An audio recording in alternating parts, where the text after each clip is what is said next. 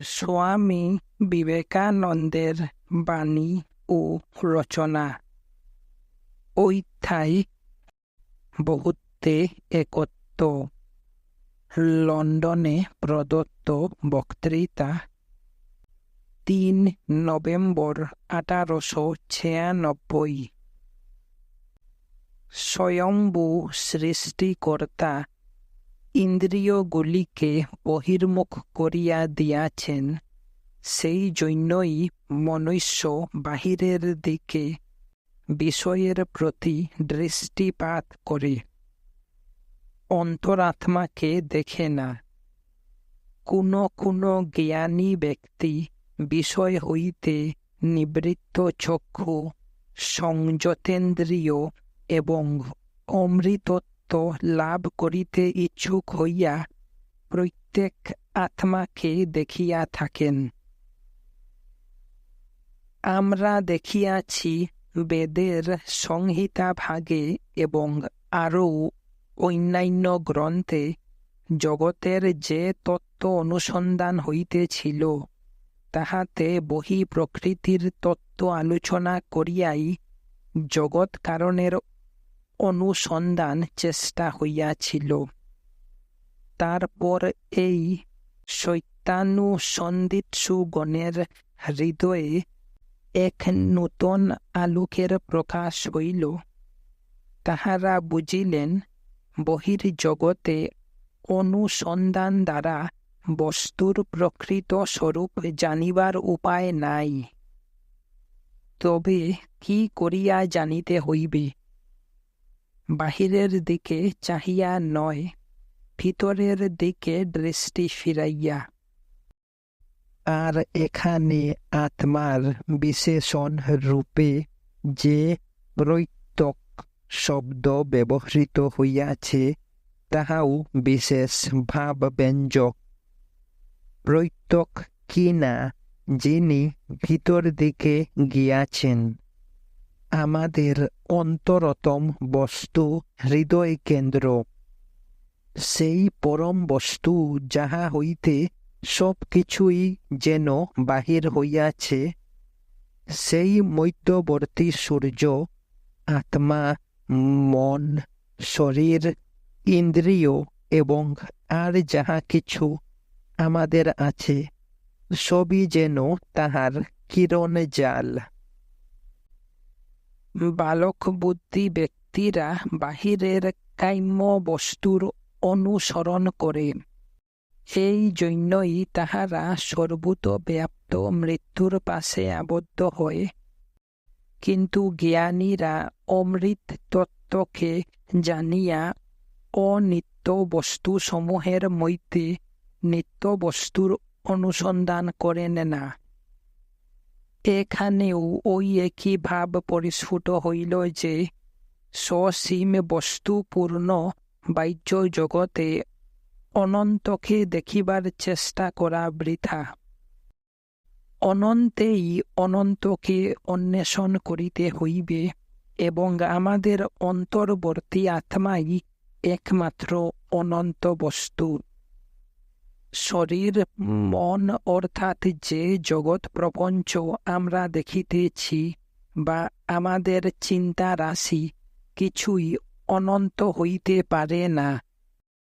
উহাদের সকলেরই কালে উৎপত্তি ও কালেই বিলয়।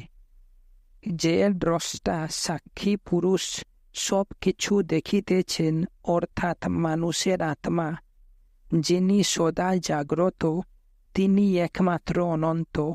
তিনি জগতের কারণ স্বরূপ। অনন্তকে অনুসন্ধান করিতে হইলে আমাদিগকে অনন্ত আত্মাতেই যাইতে হইবে। সেইখানেই আমরা তাহাকে দেখিতে পাইব। যিনি এখানে, তিনি সেখানে। যিনি সেখানে, তিনি এখানে। যিনি এখানে নানা দেখেন, তিনি মৃত্যুর পর মৃত্যুকে প্রাপ্ত হন। সংহিতা ভাগে দেখিতে পাই, আর্যগণের স্বর্গ যাইবার বিশেষ ইচ্ছা। যখন তাহারা জগৎ প্রপঞ্চে বিরক্ত হইয়া উঠিলেন, তখন স্বভাবতই তাহাদের এমন এক স্থানে যাইবার ইচ্ছা হইল, যেখানে দুঃখ সম্পর্ক শূন্য, যেখানে দুঃখ সম্পর্ক শূন্য, কেবল সুখ। এই স্থানগুলির নাম স্বর্গ, যেখানে কেবল আনন্দ, যেখানে শরীর অজর অমর হইবে, মনও পরিপূর্ণ হইবে। তাহারা সেখানে চিরকাল পিতৃগণের সহিত বাস করিবেন। কিন্তু দার্শনিক চিন্তার অবুদ্ধয়ে এই রূপ স্বর্গের ধারণা অসঙ্গত ও অসম্ভব বলিয়া বোধ হইতে লাগিল। অনন্তকাল স্থান বিশেষে বিদ্যমান, এই ভাবি যে স্ববিরোধী। দেশ অবশ্যই কালে উৎপন্ন ও নষ্ট হইবে, সুতরাং অনন্ত স্বর্গের ধারণা ত্যাগ করিতে হইল। আর্যগণ ক্রমশ বুঝিলেন, এই স্বর্গনিবাসী দেবতাগণ এককালে এই জগতে মনুষ্য ছিলেন, পরে হয়তো কোনো সৎকর্মবশে দেবতা হইয়াছেন।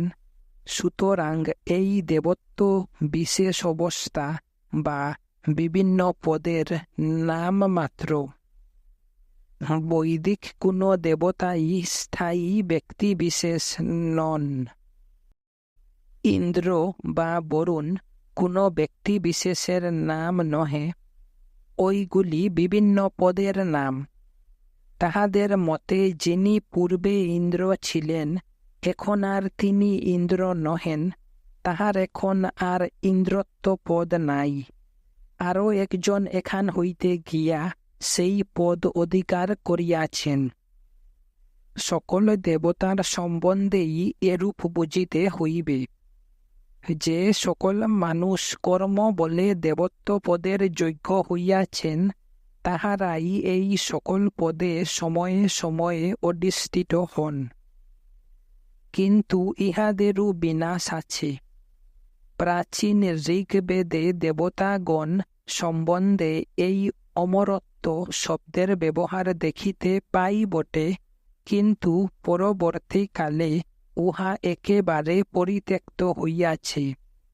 কারণ ঋষিরা দেখিতে পাইলেন, এই অমরত্ব দেশকালের অতীত বলিয়া কোনো শরীর সম্বন্ধে প্রযুক্ত হইতে পারে না, উহা যতই সূক্ষ্ম হোক।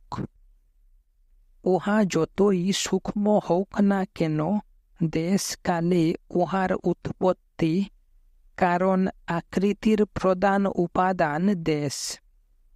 দেশ ব্যতীত আকৃতি ভাবিতে চেষ্টা করো, উহা অসম্ভব। দেশই আকার নির্মাণ করিবার একটি বিশিষ্ট উপাদান। এই আকৃতির নিরন্তর পরিবর্তন হইতেছে। দেশ ও কাল মায়ার ভিতরে, আর স্বর্গ যে এই পৃথিবীরই মতো দেশকালে সীমাবদ্ধ, এই ভাবটি উপনিষদের নিম্নলিখিত শ্লোকাংশে ব্যক্ত হইয়াছে। যাহা এখানে তাহা সেখানে, যাহা সেখানে তাহা এখানে। যদি এই দেবতারা থাকেন, তবে এখানে যে নিয়ম, সেই নিয়ম সেখানেও খাটিবে, আর সকল নিয়মের সঙ্গেই জড়িত রহিয়াছে পুনঃ পুনঃ ধ্বংস এবং নূতন রূপ ধারণ। এই নিয়মের দ্বারা সমুদয় জড় বিভিন্ন রূপে পরিবর্তিত হইতেছে, আবার ভগ্ন হইয়া চূর্ণ বিচূর্ণ হইয়া সেই জড় কণায় পরিণত হইতেছে। যে কোনো বস্তুর উৎপত্তি আছে, তাহারই বিনাশ হইয়া থাকে। এতএব যদি স্বর্গ থাকে, তবে তাহাও এই নিয়মের অধীন। আমরা দেখিতে পাই, এই জগতে সর্বপ্রকার সুখের পশ্চাতে ছায়ার মতো দুঃখ আসিয়া থাকে। জীবনের পশ্চাতে উহার ছায়া স্বরূপ মৃত্যু রহিয়াছে। উহারা সর্বদা একসঙ্গেই থাকে, কারণ উহারা পরস্পর বিরোধী নহে। উহারা দুইটি পৃথক সত্তা নহে, উহারা একই বস্তুর বিভিন্ন রূপ। সেই এক বস্তুই জীবন মৃত্যু, সুখ দুঃখ, ভালো মন্দ প্রভৃতি রূপে প্রকাশ পাইতেছে। ভালো আর মন্দ দুইটি সম্পূর্ণ পৃথক বস্তু এবং উহারা অনন্তকাল ধরিয়া রহিয়াছে, এই ধারণা একেবারেই অসঙ্গত। উহারা বাস্তবিক একই বস্তুর বিভিন্ন রূপ।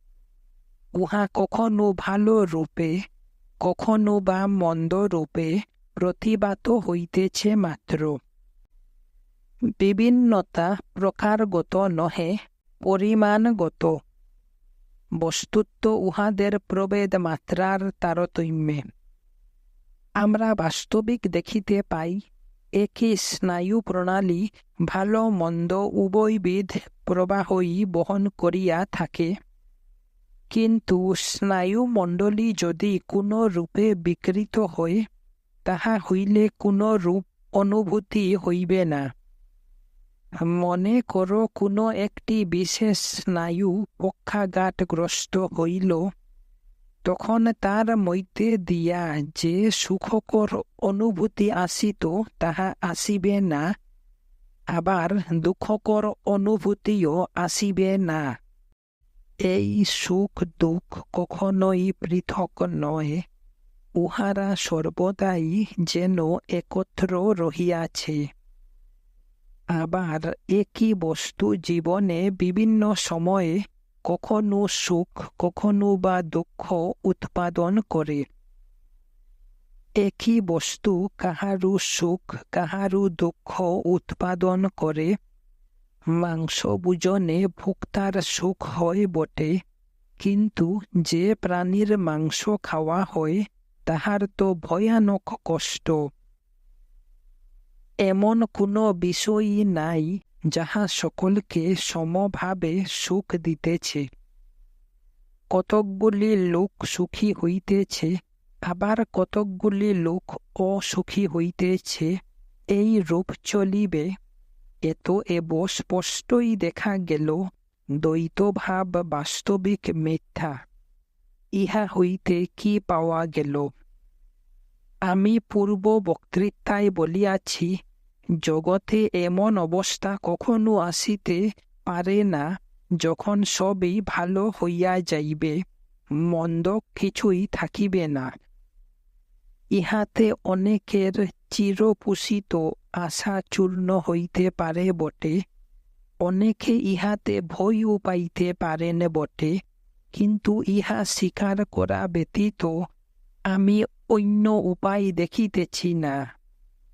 অবশ্য আমাকে যদি কেহ বিপরীতটি বুঝাইয়া দিতে পারে, তবে আমি বুঝিতে প্রস্তুত আছি, কিন্তু যতদিন না কেহ আমাকে উহা বুঝাইয়া দিতেছে, আমি এরূপ বলিতে পারি না। আমার এই দৃঢ় উক্তির বিরুদ্ধে আপাত দৃষ্টিতে এই যুক্তি আছে। ক্রমবিকাশের গতি ক্রমে কালে যাহা কিছু অশুভ দেখিতেছি, সব চলিয়া যাইবে। ইহার ফল এই হইবে যে, এই রূপ কমিতে কমিতে লক্ষ লক্ষ বৎসর পরে এমন এক সময় আসিবে, যখন সমুদয় অশুভের উচ্ছেদ হইয়া কেবল শুভ অবশিষ্ট থাকিবে। আপাতত ইহা খুবই অখণ্ডনীয় যুক্তি বলিয়া বোধ হইতেছে বটে। ঈশ্বর ইচ্ছায় ইহা সত্য হইলে বড়ই সুখের হইত, কিন্তু এই যুক্তিতে একটি দোষ আছে। তাহা এই, উহা ধরিয়া লইতেছে যে শুভ ও অশুভ এই দুইটির পরিমাণ চিরনির্দিষ্ট। উহা স্বীকার করিয়া লইতেছে যে একটি নির্দিষ্ট পরিমাণ অশুভ আছে, ধরো তাহা যেন 100। আবার এই রূপ নির্দিষ্ট পরিণাম শুভও আছে, আর অশুভ ক্রমশ কমিতেছে। শুভটি কেবল অবশিষ্ট থাকিয়া যাইতেছে, কিন্তু বাস্তবিক কি তাই? জগতের ইতিহাস সাক্ষ্য দিতেছে যে শুভের ন্যায় অশুভও একটি ক্রমবর্ধমান সামগ্রী। সমাজের খুব নিম্ন স্তরের ব্যক্তির কথা ধরো, সে জঙ্গলে বাস করে, তাহার ভোগ সুখ অতি অল্প, সুতরাং তাহার দুঃখও অল্প। তাহার দুঃখ কেবল ইন্দ্রিয় বিষয়েই আবদ্ধ। সে যদি প্রচুর আহার না পায় তবে সে দুঃখিত হয়। তাহাকে প্রচুর খাদ্য দাও, তাহাকে স্বাধীনভাবে ভ্রমণ ও শিকার করিতে দাও, সে ঠিক ঠিক সুখী হইবে। তাহার সুখ দুঃখ সবই কেবল ইন্দ্রিয়ে আবদ্ধ। মনে করো সেই ব্যক্তির জ্ঞানের উন্নতি হইল, তাহার সুখ বাড়িতেছে, তাহার বুদ্ধি খুলিতেছে। সে পূর্বে ইন্দ্রিয়ে যে সুখ পাইত, এখন বুদ্ধিবৃত্তির চালনা করিয়া সেই সুখ পাইতেছে। সে এখন একটি সুন্দর কবিতা পাঠ করিয়া অপূর্ব সুখ আস্বাদন করে। গণিতের কোনো সমস্যার মীমাংসায় তাহার সারা জীবন কাটিয়া যায়, তাহাতেই সে পরম সুখ ভোগ করে। কিন্তু সঙ্গে সঙ্গে অশৈব অবস্থায় যে তীব্র যন্ত্রণা সে অনুভব করে নাই, তাহার স্নায়ুগণ সেই তীব্র যন্ত্রণা অনুভব করিতে ক্রমশ অভ্যস্ত হইয়াছে। এতএব সে তীব্র মানসিক কষ্ট ভোগ করে। একটি খুব সুদা উদাহরণ লও। তিব্বতে বিবাহ নাই, সুতরাং সেখানে প্রেমের ঈর্ষাও নাই। কিন্তু তথাপি আমরা জানি বিবাহ অপেক্ষাকৃত উন্নত সমাজের পরিচায়ক। তিব্বতীরা নিষ্কলঙ্ক স্বামী ও নিষ্কলঙ্ক স্ত্রীর বিশুদ্ধ দাম্পত্য প্রেমের সুখ জানে না। কিন্তু তাহারা সঙ্গে সঙ্গে ইহাও জানে না, একজন ভ্রষ্ট বা ভ্রষ্টা হইলে অপরের মনে কি ভয়ানক ঈর্ষা, কি ভয়ানক অন্তর্দাহ উপস্থিত হয়। একদিকে এই উচ্চ ধারণায় তাহাদের সুখের বৃদ্ধি হইল বটে, কিন্তু অপরদিকে দুঃখেরও বৃদ্ধি হইল। তোমাদের নিজেদের দেশের কথাই ধরো। পৃথিবীতে এ দেশের মতো ধনী ও বিলাসিতার দেশ আর নাই। আবার কি গভীর দুঃখ কষ্ট এখানে বিরাজ করিতেছে তাহাও দেখো। অন্যান্য জাতির তুলনায় এ দেশে পাগলের সংখ্যা কত অধিক। ইহার কারণ এখানকার লোকের বাসনাসমূহ অতি তীব্র, অতি প্রবল। এখানে লোককে সর্বদাই উঁচু চাল বজায় রাখিয়া চলিতে হয়। তোমরা এক বছরে যত টাকা খরচ করো, একজন ভারতবাসীর পক্ষে তাহা সারা জীবনের সম্পদ। তোমরা অপরকে উপদেশ দিতে পারো না যে অপেক্ষাকৃত অল্প টাকায় জীবনযাত্রা নির্বাহ করিতে চেষ্টা করো, কারণ এখানে সামাজিক অবস্থাই এইরূপ যে এত টাকার কমে চলিবেই না। এই সমাজচক্র দিবারাত্র ঘুরিতেছে, উহা বিধবার অশ্রু বা অনাথের চিৎকার কর্ণপাতও করিতেছে না। এখানে সর্বত্রই এই অবস্থা। তোমাদের ভোগের ধারণাও অনেক পরিমাণে বিকাশপ্রাপ্ত হইয়াছে। তোমাদের সমাজও অন্যান্য সমাজ হইতে অনেক সুন্দর। তোমাদের ভোগেরও নানাবিধ উপায় আছে, কিন্তু যাহাদের ওই রূপ ভোগের উপকরণ অল্প, তাহাদের আবার তোমাদের অপেক্ষা দুঃখও অল্প। এ রূপই সর্বত্রই দেখিতে পাইবে। তোমার মনে যতদূর উচ্চা অভিলাষ থাকিবে, তোমার তত বেশি সুখ, আবার সেই পরিমাণেই দুঃখ। একটি যেন অপরটির ছায়া স্বরূপ। অশুভ চলিয়া যাইতেছে, ইহা সত্য হইতে পারে, কিন্তু তাহার সঙ্গে সঙ্গে শুভও চলিয়া যাইতেছে বলিতে হইবে। কিন্তু বাস্তবিক পক্ষে দুঃখ যেমন একদিকে কমিতেছে, তেমনি কি আবার অন্যদিকে কোটিগুণ বাড়িতেছে না? প্রকৃত কথা এই, সুখ যদি সমাজ যুক্তান্তর নিয়ম অনুসারে বাড়িতে থাকে, দুঃখ তাহা হইলে সমগণিতান্তর নিয়ম অনুসারে বাড়িতেছে বলিতে হইবে। ইহার নামই মায়া। ইহা কেবল সুখবাদ নহে, কেবল দুঃখবাদও নহে। বেদান্ত বলে না যে জগৎ কেবল দুঃখময়, এরূপ বলাই ভুল। আবার এই জগৎ সুখ স্বাচ্ছন্দ্যে পরিপূর্ণ, এরূপ বলাও ঠিক নহে। এই জগৎ কেবল মধুময়, এখানে কেবল সুখ, এখানে কেবল ফুল, এখানে কেবল সৌন্দর্য, কেবল মধু, বালকদিগকে এরূপ শিক্ষা দেওয়া ভুল। আমরা সারা জীবনটাই এইরূপ স্বপ্ন দেখি। আবার কোনো ব্যক্তি অন্যের অপেক্ষা অধিক দুঃখ ভোগ করিয়াছে বলিয়া সবই দুঃখময় বলাও ভুল। জগৎ এই দ্বৈতভাব পূর্ণ ভালো মন্দের খেলা। বেদান্ত আবার ইহার উপর আরও একটি কথা বলে, মনে করিও না যে ভালো মন্দ দুইটি সম্পূর্ণ পৃথক বস্তু। বাস্তবিক উহারা একই বস্তু। সেই এক বস্তুই বিভিন্ন রূপে বিভিন্ন আকারে আবির্ভূত হইয়া এক ব্যক্তিরই মনে বিভিন্ন ভাব সৃষ্টি করিতেছে। এতএব বেদান্তের প্রথম কার্যই হইতেছে এই বিভিন্ন রূপে প্রতীয়মান বাহ্য জগতের মধ্যে একত্ব আবিষ্কার করা। পারসিকদের মত, দুইটি দেবতা মিলিয়া জগৎ সৃষ্টি করিয়াছেন। এ মতটি অবশ্য অতি অনুন্নত মনের পরিচায়ক। তাহাদের মতে ভালো দেবতা যিনি, তিনি সব সুখ বিধান করিতেছেন, আর মন্দ দেবতা সব মন্দ বিষয় বিধান করিতেছেন। ইহা যে অসম্ভব তাহা তো স্পষ্টই বোধ হইতেছে, কারণ বাস্তবিক এই নিয়মে কার্য হইলে প্রত্যেক প্রাকৃতিক নিয়মেরই দুইটি করিয়া অংশ থাকিবে।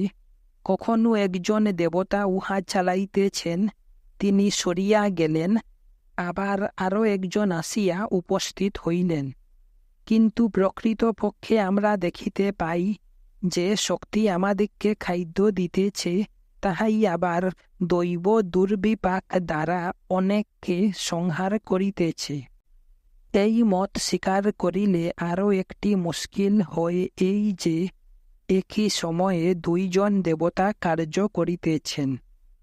এক স্থানে এক দেবতা কাহারও উপকার করিতেছেন, অন্য স্থানে অন্য দেবতা কাহারও অপকার করিতেছেন, অথচ দুইজনে আপনাদের মধ্যে সামঞ্জস্য বজায় রাখিতেছেন।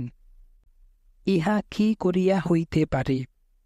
অবশ্য এ মত জগতের দ্বৈত তত্ত্ব প্রকাশ করিবার খুব অপরিণত প্রণালী মাত্র। ইহাতে কোনো সন্দেহ নাই। এখন উচ্চতর দর্শনসমূহে এই বিষয়ের কি রূপ সিদ্ধান্ত করা হইতেছে তাহা আলোচনা করা যাক।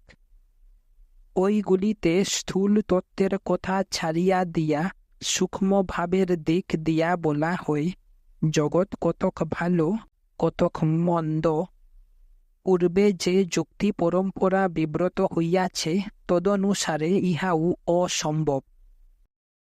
এতএব দেখিতেছি কেবল সুখবাদ বা কেবল দুঃখবাদ কোন মতের দ্বারাই জগতের ব্যাখ্যা বা যথার্থ বর্ণনা হয় না। এ জগৎ সুখ দুঃখের মিশ্রণ। ক্রমশ আমরা দেখিব সমুদয় দোষ প্রকৃতির স্কন্ধ হইতে আমাদের নিজেদের উপর লওয়া হইতেছে। সঙ্গে সঙ্গে বেদান্ত আমাদিগকে মুক্তির পথ দেখাইয়া দিতেছে। বেদান্ত অমঙ্গল অস্বীকার না করিয়া জগতের সমুদয় ঘটনার সম্মুখীন হইয়া বিশ্লেষণ করে কোনো বিষয় গোপন করিতে চাহে না। উহা মানুষকে একেবারে নিরাশা সাগরে ভাসাইয়া দেয় না। বেদান্ত অজ্ঞেয়বাদীও নহে, উহা এক সুখ দুঃখ প্রতিকারের উপায় আবিষ্কার করিয়াছে, আর ওই প্রতিকারের উপায় বজ্রদৃঢ় ভিত্তির উপর প্রতিষ্ঠিত। উহা এমন কোনো উপায়ের কথা বলে না যাহাতে কেবল ছেলেদের মুখ বন্ধ করিয়া দেওয়া যায় বা তাহাদের চোখে ধুলি দেওয়া যাইতে পারে। তাহারা তাহা সহজেই ধরিয়া ফেলিবে। আমার মনে আছে, যখন আমি বালক ছিলাম, তখন কোনো যুবকের পিতা মারা যায়। সে অতি দরিদ্র হইয়া পড়ে। একটি বড় পরিবার তাহার ঘাড়ে পড়িল। সে দেখিল তাহার পিতার বন্ধুগণই তাহার প্রধান শত্রু। একদিন একজন ধর্মযাজকের সহিত সাক্ষাৎ হওয়াতে সে তাহার নিজ দুঃখের কাহিনী তাহাকে বলিতে লাগিল। তাহাকে সান্ত্বনা দিবার জন্য ধর্মযাজকটি বলিলেন, যাহা হইতেছে সবই মঙ্গলের জন্য, যাহা কিছু হয় সব ভালোর জন্যই হয়। পুরাতন ক্ষতকে সোনার পাত দিয়া মুড়িয়া রাখা যেমন, ধর্মযাজকের পূর্বোক্ত বাক্যটিও ঠিক তেমনি। ইহা আমাদের নিজেদের দুর্বলতা ও অজ্ঞানের পরিচয় মাত্র। 6 মাস বাদে সেই ধর্মযাজকের একটি সন্তান হইল। সেই উপলক্ষে উৎসবে যুবকটি নিমন্ত্রিত হইল। ধর্মযাজক ভগবানের উপাসনা আরম্ভ করিয়া বলিতে লাগিলেন, ঈশ্বরের কৃপার জন্য তাহাকে ধন্যবাদ। তখন যুবকটি উঠিয়া বলিল, কি বলিতেছেন? তাহার কৃপা কোথা? এ যে ঘোর অভিশাপ। ধর্মযাজক জিজ্ঞাসা করিলেন, কেন? যুবক উত্তর দিল, যখন আমার পিতার মৃত্যু হইল, তখন তাহা আপাতত অমঙ্গল হইলেও উহাকে মঙ্গল বলিয়াছিলেন। এখন আপনার সন্তানের জন্মও আপাতত মঙ্গলকর বলিয়া প্রতীত হইতেছে বটে, কিন্তু বাস্তবিক উহা আমার নিকট মহা অমঙ্গল বলিয়া বোধ হইতেছে। এইভাবে জগতের দুঃখ ও অমঙ্গলের বিষয় চাপিয়া রাখাই কি জগতের দুঃখ নিবারণের উপায়? নিজে ভালো হও এবং যাহারা কষ্ট পাইতেছে তাহাদের প্রতি করুণা প্রকাশ করো। জোড়া তালি দিয়া রাখিবার চেষ্টা করিও না, তাহাতে জাগতিক দুঃখ দূর হইবে না। আমাদিগকে জগতের বাহিরে যাইতে হইবে। এই জগৎ সর্বদাই ভালো মন্দের মিশ্রণ। যেখানে ভালো দেখিবে জানিবে, তাহার পশ্চাতে মন্দও রহিয়াছে। কিন্তু এই সকল ব্যক্তভাবের পশ্চাতে, এই সকল বিরোধী ভাবের পশ্চাতে বেদান্ত সেই একত্বই খুঁজিয়া পায়। বেদান্ত বলে, মন্দ ত্যাগ করো, আবার ভালোও ত্যাগ করো। তাহা হইলে বাকি রহিল কি? বেদান্ত বলে, শুধু ভালো মন্দেরই অস্তিত্ব আছে তাহা নহে, ইহাদের পশ্চাতে এমন জিনিস রহিয়াছে যাহা প্রকৃতপক্ষে তোমার, যাহা তোমার স্বরূপ, যাহা সর্বপ্রকার শুভ ও সর্বপ্রকার অশুভের বাহিরে। সেই বস্তুই শুভ বা অশুভ রূপে প্রকাশ পাইতেছে। প্রথমে এই তত্ত্ব জানো, তখন কেবল তখনই তুমি পূর্ণ সুখবাদী হইতে পারিবে, তাহার পূর্বে নহে। তাহা হইলেই তুমি সমুদয় জয় করিতে পারিবে। এই আপাত প্রতীয়মান ব্যক্তভাবগুলি আয়ত্ত করো, তাহা হইলে তুমি সেই সত্য বস্তুকে যেরূপ ইচ্ছা প্রকাশ করিতে পারিবে। তখনই তুমি উহাকে শুভ রূপেই হোক আর অশুভ রূপেই হোক যেভাবে ইচ্ছা প্রকাশ করিতে পারিবে। কিন্তু প্রথমেই তোমাকে নিজের প্রভু হইতে হইবে। উঠো, নিজেকে মুক্ত করো, এই সকল নিয়মের বাহিরে যাও, কারণ এই নিয়মগুলি তোমাকে সর্বতোভাবে নিয়ন্ত্রিত করে না। উহারা তোমার প্রকৃত স্বরূপের অতি সামান্য মাত্র প্রকাশ করে। প্রথমে জানো, তুমি প্রকৃতির দাস নও, কখনো ছিলে না, কখনো হইবেও না। প্রকৃতিকে আপাতত অনন্ত বলিয়া মনে হয় বটে, কিন্তু বাস্তবিক উহা সসীম। উহা সমুদ্রের এক বিন্দু মাত্র। তুমি বাস্তবিক সমুদ্র স্বরূপ। তুমি চন্দ্র, সূর্য, তারা সকলেরই অতীত। তোমার অনন্ত স্বরূপের তুলনায় উহারা বিন্দু মাত্র। ইহা জানিলে তুমি ভালো মন্দ দুই জয় করিতে পারিবে। তখনই তোমার সমগ্র দৃষ্টি একেবারে পরিবর্তিত হইয়া যাইবে। তখনই তুমি দাঁড়াইয়া বলিতে পারিবে, মঙ্গল কি সুন্দর, অমঙ্গল কি অপূর্ব।